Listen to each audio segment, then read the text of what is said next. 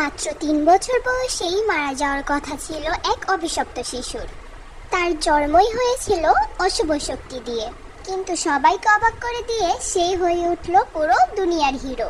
কিভাবে সম্ভব হলো এমন এক অলৌকিক ঘটনা?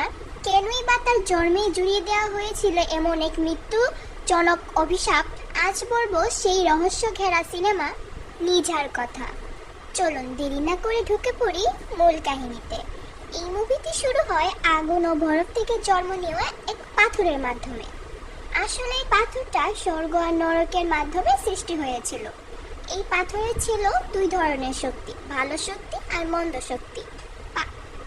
পাথরটি মন্দ শক্তির কারণে সেই পৃথিবীর সমস্ত শক্তি তার ভিতরে শোষণ করে নিয়েছিল, যা পৃথিবীর সবার জন্যই ছিল খুবই বিপজ্জনক।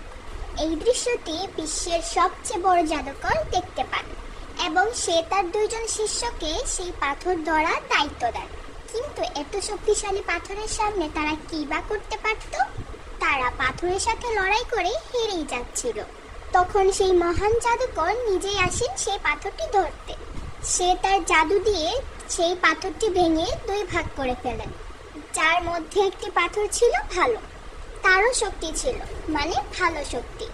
অন্যটি ছিল মন্দ পাথর, যাতে ছিল দুষ্ট শক্তি। সে এই 2টি পাথর একজন ব্যক্তি যার নাম ছিল তিয়ানজু, তার হাতে সেই পাথরগুলো তুলে দেয় এবং বলেন, আমি এই লাল রং এবং খারাপ পাথরের উপর একটা অভিশাপ দিয়ে দিয়েছি।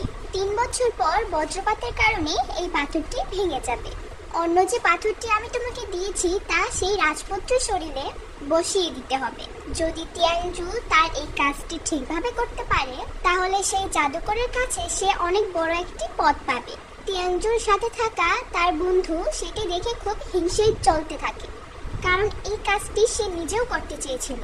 এরপর থেকে সে তিয়ানজুকে ঘৃণা করতে শুরু করে এবং তাকে একটা শিক্ষা দিতে চায়। তিয়ানজু পাথর নিয়ে রাজপ্রাসাদে যাওয়ার আগেই রাজপ্রাসাদে ভালো পাথরটি চুরি করে নেয় এবং সেই ভালো পাথরের পরিবর্তে রানীর শরীরে ঢুকিয়ে দেয় সেই খারাপ পাথরটি, যার ফলে জন্ম নেয় এক শিশু। সেই শিশুটি জন্মের পরেই ধ্বংসলীলা শুরু করে দেয়। সে এমন ধ্বংসলীলা শুরু করে যার কারণে পুরো গ্রামবাসী অতিষ্ঠ হয়ে ওঠে।